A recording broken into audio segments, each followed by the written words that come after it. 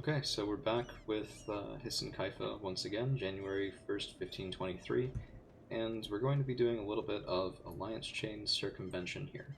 So we're going to be getting a claim on Biapus here in a month or two, and using that to circumvent the Ajami. Ooh, very nice air, 533 air, wonderful. We're going to be using that to circumvent the Ajami alliance with the Mamluks, which would make our eastern expansion pretty much impossible at this point. So we do have some claims on Ajam. I was hoping to declare war on them directly. They did re-ally the Mamluks, and we can't stand up against the 76,000 Mamluks here at the moment. So let's go ahead and get a claim on Biapus. They're not allied with Ajam. Ajam is guaranteeing their independence, which is a significant difference here. For those of you who've been wondering about our religious unity, it's up to a whole 93%, which is just really, really nice. And now if we declare war on Biapus, we can actually bring in the Mamluks against Ajam, so that breaks their alliance right off the bat. We don't even need to enforce it in the peace anymore, and we'll have the Mamluks fighting on our side, so this brings us up to over 100,000 men total against something like, what is that, roughly 40,000 men on the Ajami side. Well, the Biapan side with Ajam as the definitely not our actual real target here. So let's go ahead and declare that war. I've left one army in the south. They will be a little bit on the defensive here until the Mamluks get over to us. This is just a bit of a precautionary measure to attempt to stop a little bit of a carpet siege getting going in our south where we don't have any forts. My hope is that we don't really need any. I want to move down to this sort of choke point with the Persian Gulf before I make any forts. So that's a brave move from the Ajami army. Let's see if they can match it. I think it's because our morale is damaged. I'm sending 16,000 troops up to reinforce, and wow, we are taking some losses. Looks like that's because of the mountainous terrain. Holding decently well. We have a deep manpower pool, so we can afford this. Ajam, well, they also can to a certain extent. Let's go ahead and go up to Miltech 10 and switch over to the better cavalry and cannon. If we had done that beforehand, we probably would have won that fight. It's a little bit too late for that now. And unfortunately, we do have to restart the siege at Biapus. So let's go ahead and assign some goals here for the Mamluks. Let's tell them to siege some of these mountain forts from Ajam. I don't really care if they don't go for it, I just want to keep them on this side of the war. If we look at who all we're fighting, we are fighting the Great Horde up in the north, but their armies are very cavalry heavy, and as a horde they get penalties for not fighting on the plains, so we should be able to do decently well against them here with that. Potentially should send up more reinforcements to prevent another strike on that Astara mountain fort, but that's okay for right now. And we're losing 6 ducats, but that's mostly because we are reinforcing. So really our money bleed is not that bad here at the moment. And I'll tell you what, we're going to do this a little bit smarter. There's a glitch sometimes. If you split a unit right at the month tick, you'll occasionally get a 0 size detachment, which is not exactly productive. So we'll do some more effective sieging here in the south of Ajami land, and because they are not the war leader, we can piece them out whenever we can take, all the things that we want. I haven't yet decided quite what that is. We will take a fair amount of aggressive expansion or taking any actual land from them. And do we want to repay this? I'm gonna go with no. Because if we repaid everything that we could from those estate loans, we'd just be taking more loans, and because they would be bank loans, we'd actually net an increase in our interest payments, which is not what we want at all. So the other option that we have, by the way, is we could try to take basically nothing from Ajam in this war, get a 5-year truce with them, and then try to declare war try to declare war on them again before they can re-ally the Mamluks. But this is a little bit less reliable, I think. If they did re-ally the Mamluks basically right away, we would have done all this for nothing, just for the one province at Astara. So I do want to take land from them. I would like to take Lejan, which is 21 development in north of the Persian trade node. I think that would be very beneficial for us. We are collecting in Persia, so any additional trade nodes we can take here would be very nice. In addition to things that we can take sort of in the Basra trade node as well. Just to try to push our own trade power up a little bit higher. I usually do those events if they're admin points, by the way, the admin points for inflation. We have 16.5 inflation a year already, so that seems a little bit like a bad decision. I have decided to go with trade ideas. We're not in a perfect position to take advantage of these at the moment, but the global trade power will help. And basically, this is the thing that helps our economy the most and doesn't distract us from finishing the admin and mill ideas that we still need to finish at the moment. So we do have a lot of admin points available, but I'm going to hold off on that for right now. I'm taking the next religious idea because we will be needing to core things up relatively quickly. Something we could do, let's get rid of that national focus. We've had it on admin pretty much the entire time. But 10-8-8 is really not a bad split. When we're finally caught up on tech. We're waiting now on the colonialism institution. Sorry, I just got distracted by that fight there a little bit. Yeah, we're pushing up as hard as we can toward legalism. And, okay, so starting to make its way through the Ottomans there. That should come to us through the Ottomans because, plus 144, which really, come to think of it, we should probably improve relations here with them as well. No need right now for another spy power from Najam. Yes, it would slightly increase our siege speed, but we really don't need that at the moment, I think. Far more important to keep that slot free for a peace deal, if one becomes necessary, and use it effectively for, come on, 5000. That's so bad. We need siege pips, and we don't have them. I debated going with offensive instead of defensive ideas for it, but in the morale of armies, the land maintenance modifier, fort defense, reinforced speed, all of that would really help us out, really, for being an underdog in some of these fights. Yeah, okay, so we're probably going to, yep, we're going to lose that. But that's okay. We actually gave more losses than we got because they came in with 6,000 men first. I think what that means we should probably do is just come around down south, help the Mamluks tidy this stuff up in the south, and protect our unit here on the fort of Khorramabad so we don't lose the nice progress that we have there. Okay, so we do take that siege. So now we can move up to, can we get to, no, we can't get to their capital. So now actually we do have to go in at Kazvin. So let's move up to that mountain fort. Let's see if we can scare them away a little bit. And, we have ridiculously high amounts of admin points at the moment, so we will take, no more higher dhimmi taxes. We no longer have any dhimmi that we can tax for that, so that's kind of entertaining. What does that do to our equilibrium? It's still very high.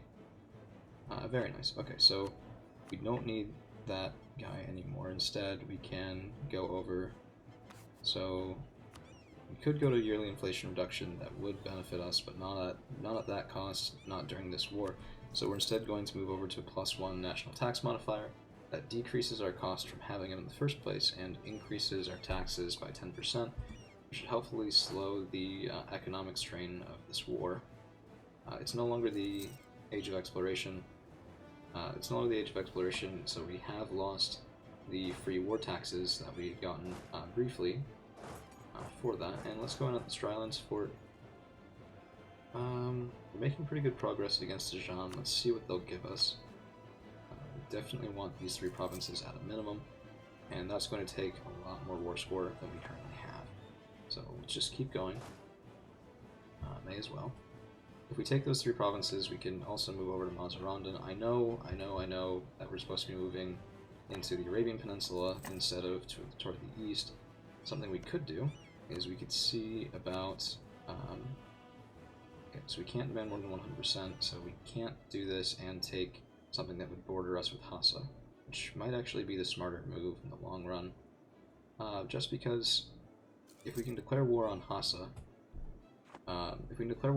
that will bring in Ajam without calling the Mamluks, even if Ajam reallies. So that would be a permanent solution to our problem of Mamluk alliance chain type deal. So let's see what we can do here with that. That's going to take quite a while. What happens if I just give up on Rush, give up on anything in the north? Okay, now we're pretty close. And if we have a reliable way of going in against Ajam again, that's good enough for me. We do get another stability through an event. I'm very happy with that. We got a lot of bad events at the start, but it seems, knock on wood, our luck is actually turning around a little bit. So now that I say that, of course, we'll get nothing but bad events here on out. Ooh, Great Horde is just, I completely missed the fact that, oh man, the Mamluks are just winning our war for us. I don't really want to give the Merchant Guild 10 more influence, they already have 75.4. The advisor cost would be very nice, we can afford the loyalty loss, but it wouldn't be great for the Emirs. We are relatively close to being able to seize land again. Actually, we could if we weren't at war right now, so this would give us loyalty for the Ulema and the Emirs. The cost of army, navy, tradition, 75 admin. I mean, it's not great, but I think we will actually take that. And right now, it cut our Merchant Guild loyalty, but that'll recover very quickly. And I did not want our 533 guy to die, so we'll spend the ducats, and he stays alive. So we still have a 533 heir. We do need to hope that our current ruler lives a bit longer, because 3 years old, if we were to die right now, our heir would probably be replaced, so that would get re-rolled. I just want to see what the benefit is from having a 95. Oh man, that's so good. Okay. I'm not the biggest fan of absolutism. Probably anyone who knows this game and is good at it just laughed me out of the room right there. But it's true, I'm not. I think sometimes, depending on what your estates are and what those bonuses are, that could be better for you than a little bit of absolutism. So I'm going to keep those estate loyalty modifiers very high for quite a while. This will give us a truce until when? 34. 9 years. That's okay with me. We're not going to take anything else just to try and keep that truce very short.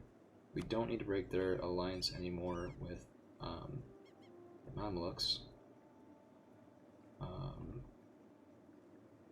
Yeah, so we're going to do that. We're still currying favors with the Mamluks. We had to spend 10 to get them into the war, unfortunately. But if need be, we should be able to break their alliance with the Ajam again relatively quickly if the need arises now. So who are we still at war with? Great Horde and Timurids. Well, that won't last very long. We might, because they're so small, we might still be able to just take Biapos, and yep, we can take Biapos right now and just get the heck out of this war. Or we could see about getting some money from the Great Horde, which money's always nice. How much of that would we get? A fair amount, actually. We would also get war reps from them for a while. That seems good to me. Yeah, that's quite nice. We do get a little bit of inflation, 0.1 inflation, but 133 ducats for 0.1 inflation is not bad. It actually recoups most of the cost of this war, just right there. We did lose a little bit of war score, but I mean, honestly, the Timurids are so small now. They're one province minor in Josk, or Yosk, I suppose, not sure. Let's see if we can end this war still. We can. Let's take 0.4 ducats for our trouble. And that does give us another mountain fort on the Ajami border, which, that's okay with me. I do like that. So we need more rivals, and we can take Transaxina as a rival. This will help increase our power projection, which has been very low for a while, but I haven't wanted to rival either the Mamluks or Ottomans. I don't think we're strong enough where we should be able to, but the game thinks that we are for some reason. Its evaluation of that is occasionally not the best, if I do say so myself. And we'll be able to seize land here in just a second.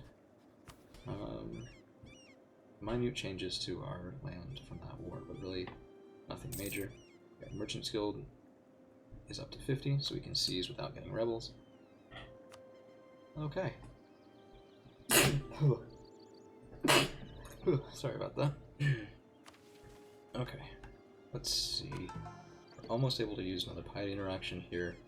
We're almost in the clear with our loans now. We only have the estate loans left, which are now quite small, 117 instead of 175.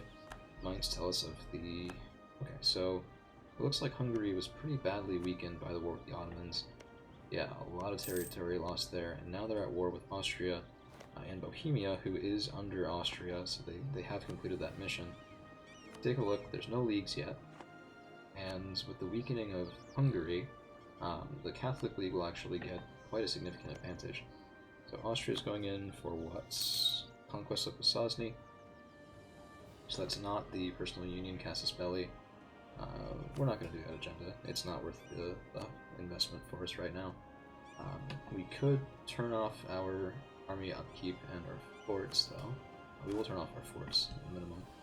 Make a little bit more money there, 4.73 ducats. And 1 for more reps is not crazy, but it's still, it's a ducat for more reps. Better than 0. But we do want to push up our army professionalism a little bit now, even at the cost of some of our money here. Getting 4 a month with level 1 advisors for Hissen Kaifa is, I mean, it's not where I would want to be if I'd started as someone like the Mamluks or even Hungary, something like that, but for right now it's okay. Muscovy is losing a war against the Commonwealth, one that I think Muscovy... Oh, Commonwealth started it. So we might see a strong Commonwealth here. Ours want money in favors, that's just a bit of a trick move. If we look over here, we could actually do the same thing. They don't have the money. They do. Yeah, we'll take some Mamluk money. Why not? I think we will get 5 more trust here. To 95 trust, we could push that to all the way to 100. There's really no need, but it would be nice, just as a peace of mind type thing. We're very close to getting out of debt. It's just, it's tantalizing. If we hadn't spent money on another workshop, we would already be there right now, but plus 0.22 is a not insignificant part of our current income. And this will go up by a little bit as well. So, no, actually. So, benefits of being ahead of time on tech. We are so ahead of time on tech for admin and Diplo that we're not paying the corruption fee for our overextension.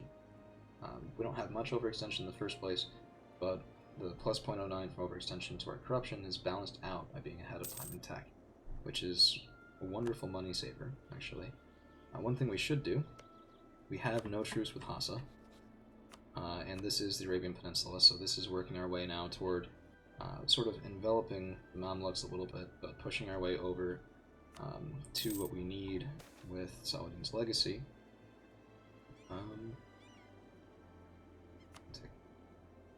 So if we go ahead and look... Oh, like, somebody... Oh, we don't need that. Not at the moment. Okay, so Saladin's legacy, we need everything that's lit up in purple. So we don't actually need much from Hassa, just Basra. But at least moving this way, moving south into the Arabian Peninsula instead of moving east is at least closer to where we will be conquering. We don't actually need anything from the Ottomans, provided that they don't take Aintab, which I'd be very happy if they didn't. As soon as we take our Raqqa from the Mamluks, we will get mission claims, because as soon as we take Al Jazeera, we'll get claims on the entire Aleppo area, which I believe is right here. This will give us claims on Dulkadir that we can take, if we're feeling brave. And if we look at the Ottomans, so they do consider Aleppo vital interest. This stuff in the north here is strategic interest. So actually moving through Hassa, being able to start munching into the Mamluks from their eastern, southeastern side, will avoid us having a conflict of interest with the Ottomans, which I think would be beneficial for our life expectancy. Beneficial for us to say the least. So, Ming are losing control of the south. Ooh. They've just released successor states? Well, that's very cool. Well, not for them, but it is for us. And now we can use another piety interaction, so we'll debase our currency. We will drop down at legalisms, we'll lose the corruption, and we have 592 ducats. So we're going to, we have almost enough. Almost enough. Let's go ahead and wait still. These will come due next year, and to be able to pay them off, we are going to drop our army maintenance for right now, just because I want our loan situation to finally be over. It's gone on for far too long, and being free of that would be very nice. Something we can do is we can actually take the first trade idea, plus 20% global trade power. So trade income was originally 2.92. With just that idea alone, let's see how much of a difference that makes. We are collecting in two different places. 3.41, okay, that's significant. We didn't really gain much in Aleppo, unless we had already lost trade share, which is possible. The Mamluks are increasing their trade share pretty significantly. We take a look at how they're doing that. They're also taking trade ideas. So yeah, so we probably lost some share in Aleppo. We're gaining it back because we're fighting with the Mamluki to trade. Let's recall here. We'll go ahead and assign. We can offer knowledge sharing. No. Ooh, to Fars. Oh yeah. Give us that money. They don't have Renaissance. Oh, that sucks. Let's look at their technology. 9, 8, 10. So even though they don't have Renaissance, they're on time with military technology. Man, the amount of monarch points they're sending on that has to be completely ridiculous. We're going to send our last guy over here to improve relations with our allies, which right now is just the Ottomans, Mamluks, and Fars. But I do want to keep all of that stuff topped off. Let's see.